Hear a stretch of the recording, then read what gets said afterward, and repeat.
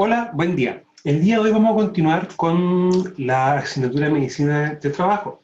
Vamos a empezar a trabajar con la unidad número 3.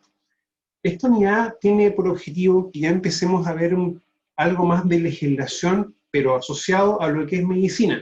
Y recordemos que cuando uno habla de medicina del trabajo, dentro de lo que es prevención de riesgo, uno se aboca de una manera más a lo que es higiene industrial, ¿ya? Ahora, en higiene industrial vamos a tener un cuerpo legal, en este caso un decreto supremo, que es 594, el cual nos va a decir y nos va a dar bastantes directrices en cuanto a lo que es higiene industrial, ¿ya? Más específico por ciertas medidas que hay que tomar, ¿ya? En el caso también de las mediciones, que es un factor importante, y también los límites máximos permisibles, ¿ya? Recordemos que los límites máximos de exposición, ¿ya? Van a estar siempre dados para los agentes físicos y agentes químicos, de manera más directa. Con agente biológico, a veces un poco más complejo, por lo que uno va a trabajar de una perspectiva un poco más profunda, va a ser las medidas de control, ¿ya? Aunque sí existen en la práctica eh, el tipo de evaluaciones para agentes biológicos, ¿no? Para que al menos lo tengamos en vista. Bueno, el decreto 594, que es el reglamento que establece las condiciones sanitarias ambientales básicas en lugares y ambiente de trabajo, ¿ya? Nos muestra dentro de sus contenidos uno muy importante, el título 4. El título 4 habla de la contaminación ambiental. Párrafo 1, disposiciones generales. Párrafo 2, de los contaminantes químicos. Y párrafo 3, de los agentes físicos. Ahora, en la contaminación ambiental me habla y me versa que los límites permisibles de aquellos agentes químicos y físicos capaces de provocar efectos adversos en el trabajador sean, en todo lugar de trabajo, los que resulten de la aplicación de los títulos, o artículos siguientes, mejor dicho. Ahora, los límites de tolerancia biológica, así como los límites permisibles para agentes químicos y físicos, deberán ser revisados cada 5 años. Los límites de tolerancia biológica, chiquillos, lo vamos a empezar a revisar un poquito. Yo creo que ya en la unidad 4, lo que corresponde a toxicología, que en toxicología tenemos que ver conceptos como toxicocinética, por ejemplo, y también otros elementos que ayudan a que un agente químico ingrese al cuerpo y ahí este se metabolice. Porque en el tema de la metabolización y excreción vamos a tener elementos muy importantes que la toxicología nos aporta y nos ayuda a poder entender ciertos procesos. Ahora, los límites permisibles para sustancias químicas y agentes físicos son índices de referencia a riesgo ocupacional. En la práctica, si yo tengo un límite que es 1, por ejemplo, y lo estoy sobrepasando, ya me dice algo, que existe un riesgo ocupacional y un riesgo que quizás pueda ser alto, ¿ya?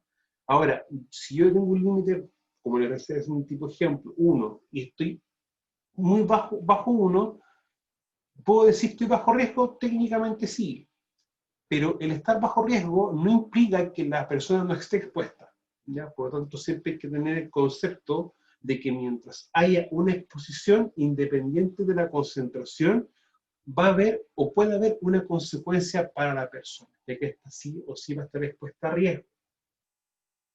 Ahora, el artículo 57, en el caso que una medición representativa de las concentraciones de sustancias contaminantes existentes en el ambiente de trabajo o de la exposición de agentes físicos demuestre que han sido sobrepasados los valores que se establecen como límites permisibles, el empleador deberá indicar de inmediato las acciones necesarias para controlar el riesgo en su origen. De aquí tenemos un tema, las mediciones. ¿Cómo yo sé que estoy sobrepasando un límite? ¿Ya? Y eso tiene que realizarse por una medición, que los tipos de mediciones vamos a ver un poquito más abajo de la presentación. Ahora, acciones necesarias para controlar con su origen. O sea, esto ya es a veces un poco más complejo. Yo siempre he dicho, identificar no es tan complejo. Evaluar, si uno establece una campaña de medición bien, con los equipos adecuados, para poder tener un valor representativo y luego compararlo con normativa, tampoco es complejo. Pero sin embargo, el control o el controlar es lo que sí a nosotros nos va a dar o mostrar cierta complejidad, ¿ya? Y eso a veces, muchas veces uno pierde el horizonte en el sentido de no devolverse a la identificación cuando uno establece y define todas las cualidades de mi peligro o de las condiciones del ambiente de trabajo, para yo poder en el fondo aplicar medidas de control de tipo en el origen. En este caso pueden ser, y la gran mayoría son de tipo ingeniería. Ahora, Si no es factible implementar las medidas preventivas en su totalidad, el empleador deberá proteger al trabajador del riesgo residual, entregando la protección personal de acuerdo a lo establecido en el artículo 53 del presente reglamento. O sea, ya acá empieza a aparecer el concepto de riesgo residual, que para refrescar en la memoria, si ya es un término que hemos visto, es el riesgo que queda cuando ya se han aplicado todos los controles.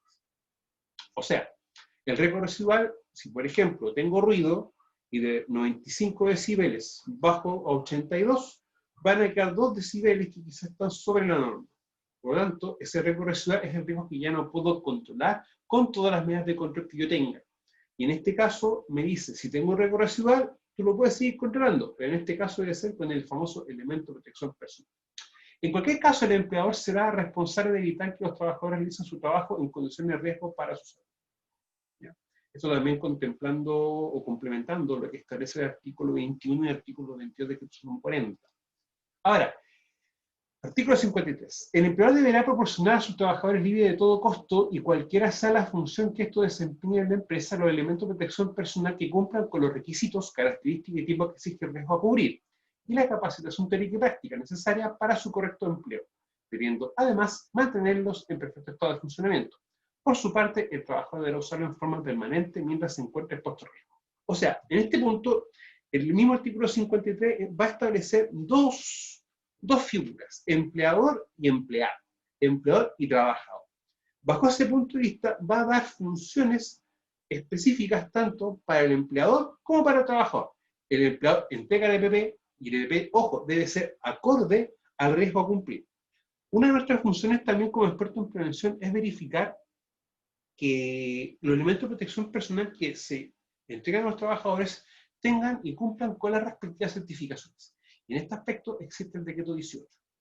Ahora, también dentro de las obligaciones está que el empleador debe entregar una capacitación teórica y práctica sobre el uso del EPP. O sea, nosotros debemos capacitar al trabajador en ese aspecto. Y aparte, el trabajador debe usarlos de manera permanente. ¿Ya? Nunca olvidar ese elemento. Ahora, artículo 58, se prohíbe la realización de trabajos sin la protección personal correspondiente en ambiente en que la atmósfera contenga menos de 8% de oxígeno. Sin embargo, deberá considerarse que la disponibilidad real de oxígeno depende de la presión parcial de esta sustancia. Algo importante. En la práctica, yo no puedo trabajar bajo este porcentaje con un elemento de protección personal. Las mismas características técnicas del elemento de protección personal, que en este caso es para protección respiratoria, lo definen claramente. O sea, manos bajo el 18%, y cuando ya estamos en un ambiente bajo el 15%, ya el cuerpo empieza a sufrir ciertos efectos. Por lo tanto, nunca hay que olvidarse de esos dos elementos. Ahora recordemos que el oxígeno disponible es más o menos sobre el 20%, ¿ya? Para que también lo tengamos en mente. Ahora, no es que el oxígeno esté puro, recordemos que el oxígeno, el aire que nosotros respiramos tiene una porción de oxígeno y una cantidad también de otros elementos. Que el oxígeno puro no podemos respirar. Por lo tanto, hay una mezcla de gases que hace que podamos respirar sin mayor inconveniente. Ahora, toda actividad que implique corte, desbaste, torneado, pulido, perforación, tallado en general, fracturamiento de materiales, productos o elementos que contengan sílice, deberá realizarse aplicando humedad a la operación u otro método de control si no es factible la aumentación. Ahora, con respecto a los límites, tenemos el ponderado, el temporal y el absoluto. Diferencia primaria entre estos tres tipos de límites es el tiempo en que se va a realizar la medición. ¿Ya? Y ahí también tenemos que tener un elemento muy importante.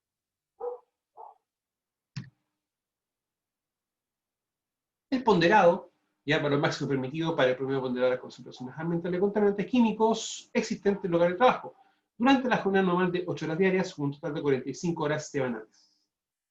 El temporal aplica para medir en un periodo de 15 minutos continuo entre la jornada de trabajo.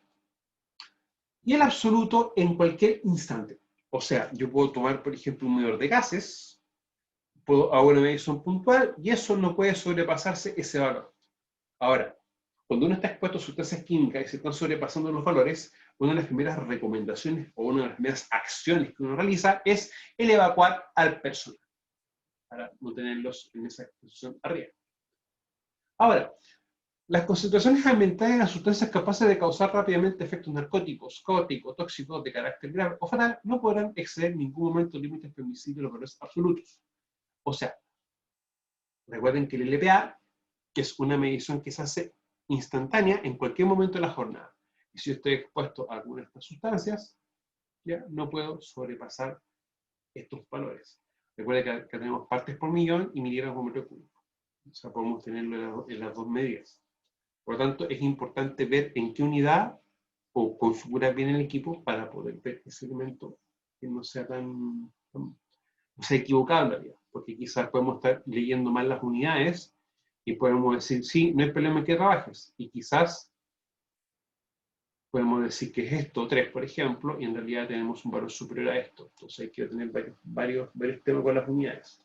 Ahora, cuando la jornada de trabajo habitual sobrepasa las 48 horas semanales, el efecto de la aminotoxina tóxico que recibe el trabajador unida a la reducción del periodo de recuperación durante el descanso.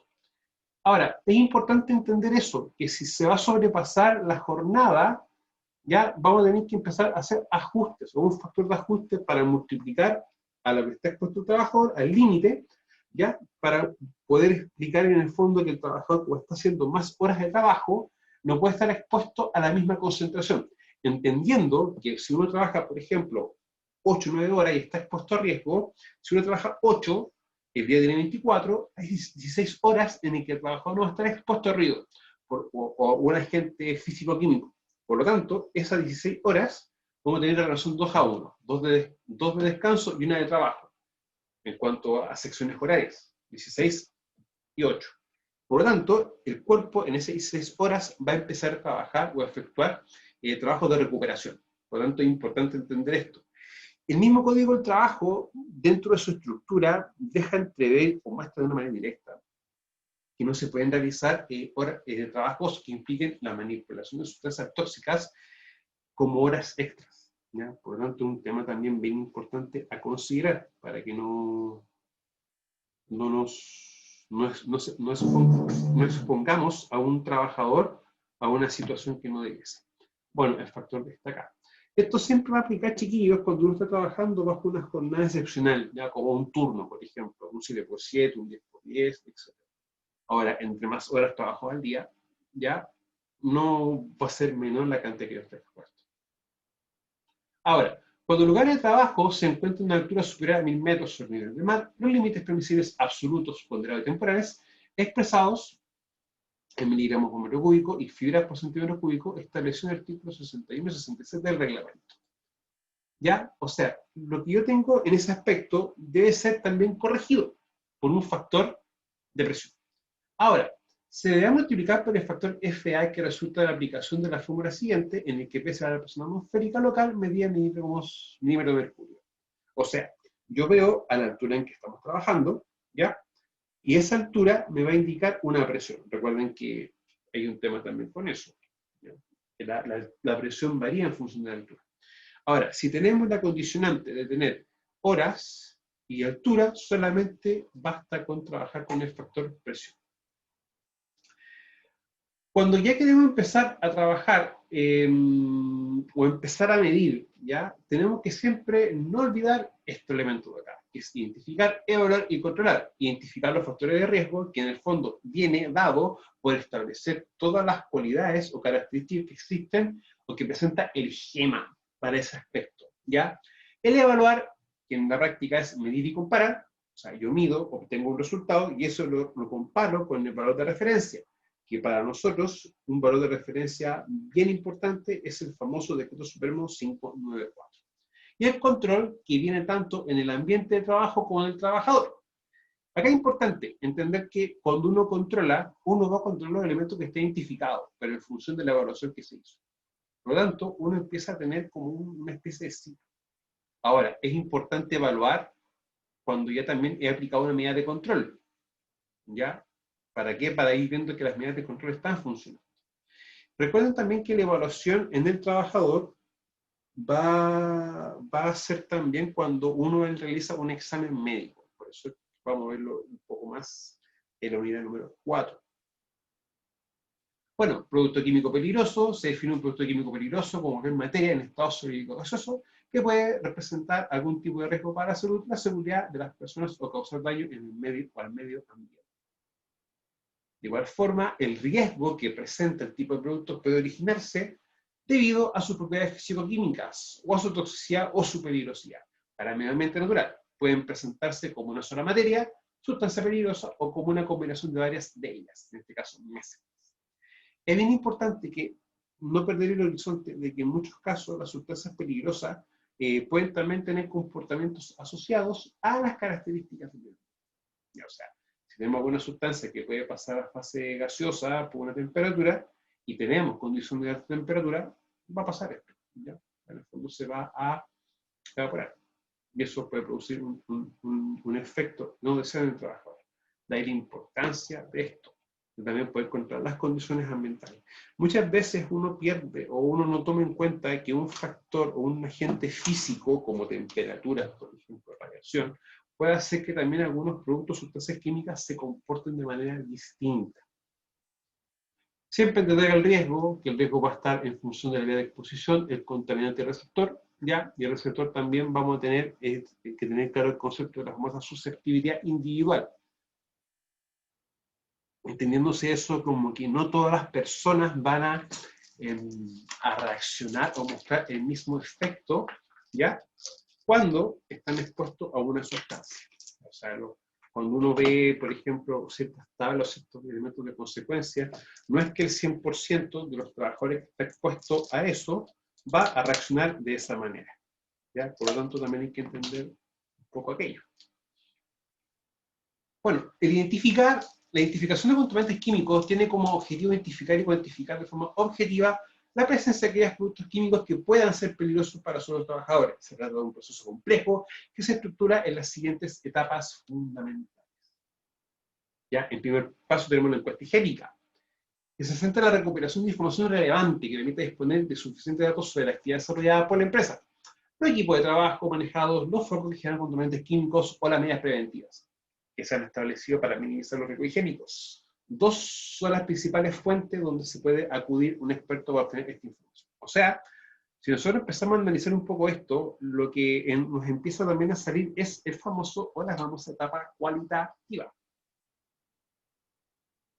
en la cual nosotros empezamos a describir todas las cualidades del ambiente de trabajo que puedan generar o puedan ser un factor de riesgo. Ahora, vamos a tener un estudio diagnóstico de los puestos de trabajo y las fichas de seguridad de los productos químicos. Estas son las famosas HDS, ¿ya? Que recuerden que tenemos dos, la HDS y la HDST. Ahora, consiste en la recuperación exhaustiva de datos que nos permite realizar una breve estimación de cuál puede ser el potencial de exposición de los trabajadores a contaminantes químicos. Y debemos recabar información sobre características básicas de los procesos, tareas y actividades fundamentales desarrolladas por los trabajadores, tipología de instalaciones, medida de equipos de trabajo y vehículos, por ejemplo, información de materias primas o productos químicos utilizados, extraída de la correspondiente ficha de autoseguridad. Esto es súper importante, siempre pedirle a la persona que nos vende el producto químico, ¿ya? Él tiene por obligación legal proporcionar este elemento. Ahora, focos críticos de generación de contaminantes químicos, distribución de los trabajos por áreas, puestos, turnos o tipo de tareas realizadas, medidas de control implementadas en la empresa, equipo de protección personal usado por los trabajadores. Recuerden, chiquillos, es muy importante ver si el trabajador está con alguna medida de control, ya que las evaluaciones a veces, cuando uno va a evaluar y hay medidas de control, en primera instancia uno dice cómo es la situación en la empresa, pero uno también puede empezar a ver o vislumbrar algún tipo de medición específica para realmente corroborar si esas medidas están funcionando. Que muchas veces hay dudas con respecto a cómo es la evaluación con medidas o sin medidas de control. Bueno, las fichas de seguridad de los productos químicos se trata de un documento técnico básico suministrado por el fabricante, suministrado o importador, donde se reflejan todas las características fundamentales de los productos químicos peligrosos, estructurados como se muestra a continuación. Ya que eso vamos a verlo un poquito más la próxima semana, ya que necesitamos un poquito más de tiempo para eso. Ahora, muchas veces viene ahora el dilema de cómo muestrear o cómo tomar muestras. ¿Ya? Ahora, los productos químicos potencialmente peligrosos detectados en la etapa anterior deben ser cuantificados mediante mediciones o tomas de muestras obtenidas en los puestos de trabajo. dentro de la estrategia de muestreo que garantice la representatividad de los datos obtenidos. Los aspectos fundamentales a tener en cuenta al planificar la fase de mediciones o toma de muestras son clasificación general de equipo de muestreo, método de muestreo de referencia, tipo de muestreo y personas u objeto de la medición o muestras. ¿Ya? O sea, no es llegar y medir, no es llegar y hacer cualquier medición. Eso tiene que tener una metodología y una forma de hacerse. ¿Ya? Por si acaso. Ahora, en este caso, por ejemplo, tenemos muestra de lectura de precisión. En este caso suelen ser dispositivos electrónicos muy sencillos y precisos, provistos de sondas que captan y analizan determinados contaminantes, facilitando el temporal o el tipo de cantidad exacta de contaminante que necesitamos cuantificar. ¿Ya? Y en este caso acá tenemos dos ejemplos, que acá tenemos, por ejemplo, un medidor de gases. Ahora, esto de acá es más conocido, ¿ya? Y esto lo venden. El precio del mercado debe estar fluctuando entre los 600.000 pesos y 3 millones de pesos para un equipo de esto.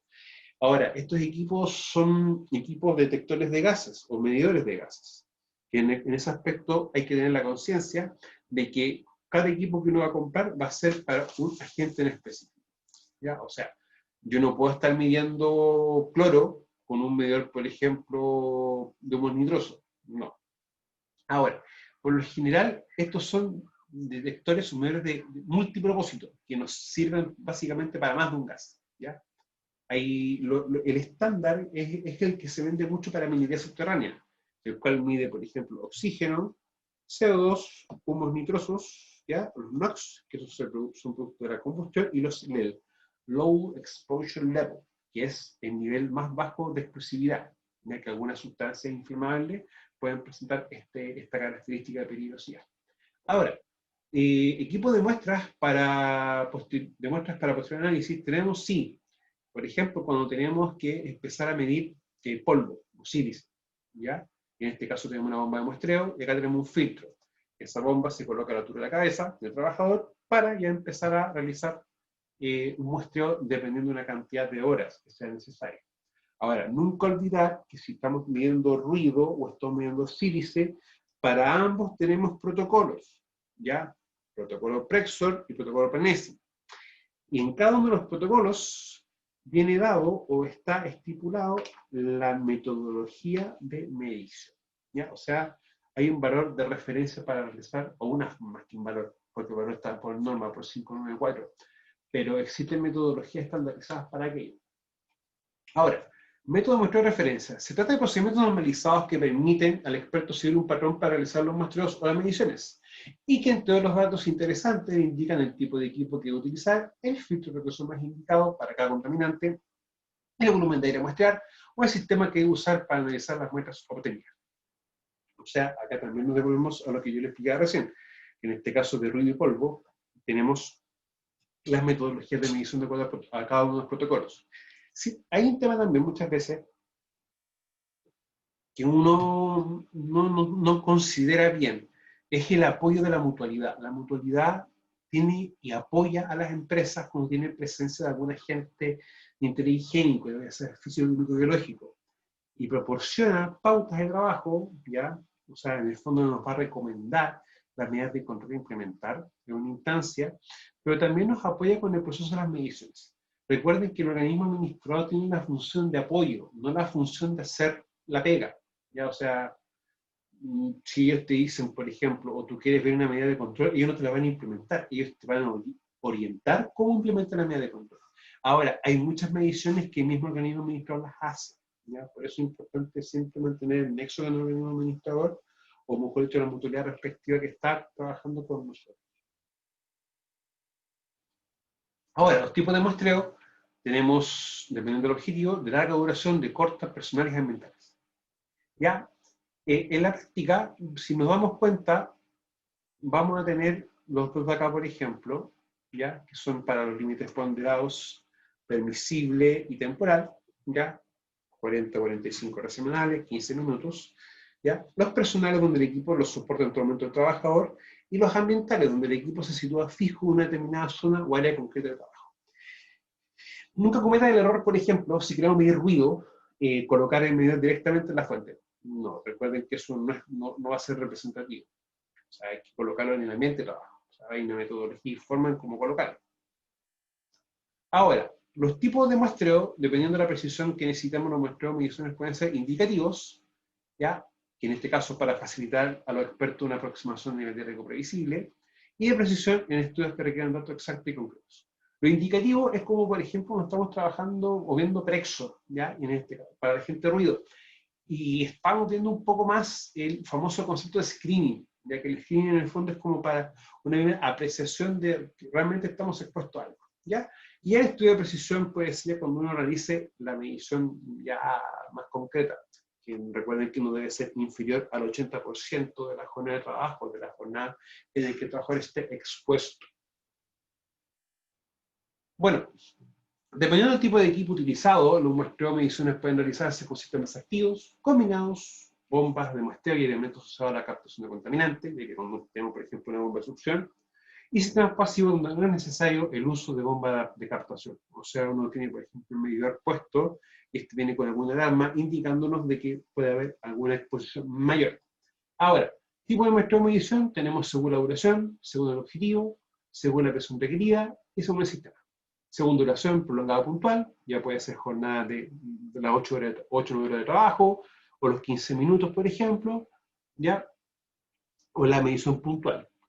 El objetivo que puede ser personal y ambiental, y recuerden que el personal lo vamos a trabajar un poquito más en unidad 4, cuando veamos los límites de tolerancia biológica. ¿Ya? De precisión, indicativo o precisión. ¿Ya? Primero ver si está la gente y en qué cantidad, y luego hacer un estudio más específico, y los activos y los pasivos. Bueno, persona objeto de las mediciones de muestreos. Para realizar una estrategia coherente, se debe intentar muestrar o medir preferentemente aquello expuesto que esté más próximo al foco donde se genera el contaminante químico, se sitúen en las trayectorias de las corrientes de aire, tengan un contaminante más peligroso y supongan una mayor o un temporal de exposición para el trabajo. Ya, o sea, y esto siempre igual cuando uno define las cualidades del lugar que va a medir. Ahora, preparación del equipo muestreo. Primero, hay tres elementos principales: logística general del equipo, preparación previa de equipo y medios de prevención, y calibración del equipo de muestreo de medición. Yo no puedo llegar y medir con un equipo, este equipo debe ser calibrado, ¿ya? Y cada uno del equipo, o cada equipo va a tener una especie específica de calibrado. O sea, uno del equipo lo enciende, lo pone en funcionamiento, toma este patrón para ir viendo las mediciones, ¿ya? Y si se adecua al patrón, perfecto, el equipo puede estar operativo. Ahora, siempre el tema de la logística de los equipos. O sea, antes que el equipo de muestreo o medición, es importante verificar que sus especificaciones técnicas y condiciones de uso se adaptan a nuestras necesidades en cuanto a ambiente habitual, características físicas del equipo, normas legales que necesariamente cumplan, método de calibración y verificación y tipo de muestreo. Las normas legales, digamos, más al ámbito de Prexor te define incluso hasta la certificación que debe tener el equipo a la hora de poder que tiene que tener equipo para poder medir. ¿Ya? O sea, si no cumple esos parámetros, las mediciones que hagamos no van a tener la representatividad que nosotros buscamos. Ahora, lo importante siempre es cuando uno necesita o va a requerir comprar un equipo, es contactarse con las empresas que te pueden suministrar equipo. Acá en Chile existen varias. Y dentro de mi experiencia de trabajo con ellos, tienen muy buena atención, ¿ya? Y ellos te orientan de mejor forma al equipo más adecuado a lo que tú que necesitas para medir. Por eso es bien importante tener bien claro lo que yo necesito. ¿Ya? Y ellos también te orientan y te guían para adquirir un equipo necesario. Preparación previa de equipos y medios de retención. Esta labor desarrollada en el laboratorio de higiene debe incluir la puesta en punto general, comprobar los niveles de carga de las baterías de los equipos, o sea, si un equipo funciona con baterías propias, dejarlo cargando la cantidad necesaria para que no a la mitad de la medición no se nos quede sin batería, ¿ya? Preparación de medio de retención, etc. ¿Ya? Pero es como lo que es importante, el equipo, revisar que el equipo esté operativo, ¿ya? Y ver el tema de las baterías, porque de verdad, créanme, es un tema que pasa más de lo que ustedes piensan. Bueno, la calibración del equipo de muestreo de medición, ¿ya? Que es importante siempre utilizarlo. Cuando uno tiene que medir polvo y ruido, lo que yo siempre recomiendo es solicitar estas mediciones a la mutualidad, ¿ya? Porque ellos cuentan con equipos que están con las calibraciones respectivas y están siempre operativos, ¿ya? Entonces, yo siempre he dicho eso. Ahora, si la empresa tiene, o por su tipo de trabajo y magnitud de riesgo, posee equipos, siempre contactarse con la o las empresas que puedan realizar las distintas calibraciones. ¿Ya? Para que también recordemos que si tengo un equipo de medición, debo tener certificado de calibración y de mantención del equipo, que es un requisito que aplica mucho en el caso de los medidores de gases cuando estamos trabajando en faena minera. El trabajo en terreno, ¿ya? Que en este caso la ficha de registro de datos de campo, o sea, si ya en ese lugar se han hecho mediciones anteriores, ¿ya?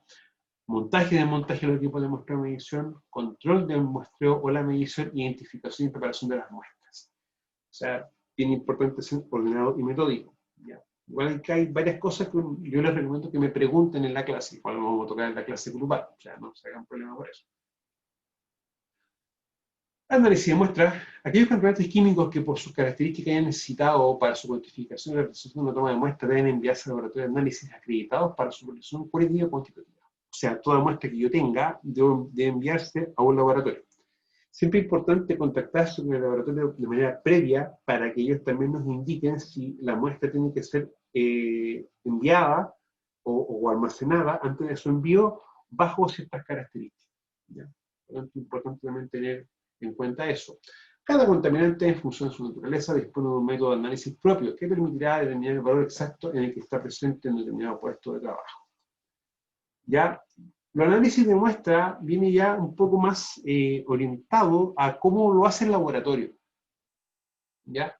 Y estos son como los cuatro elementos. ¿Ya? O sea, uno puede tomar la muestra, por ejemplo, con una bomba de succión, que en un filtro, pero eso es una parte. Yo ya obtuve la muestra y esto tiene que ser procesada. ¿Ya? Por lo tanto, es importante que el laboratorio, como acá tenemos distintos métodos, tenga la certificación respectiva. ¿Ya? Para evitar problemas y evitar malas evaluaciones. Ya, chiquillos, esto ha sido por la clase de hoy, ¿ya? La clase grabada, así que nos vemos en la clase grupal. Que tengan un buen día. Hasta luego.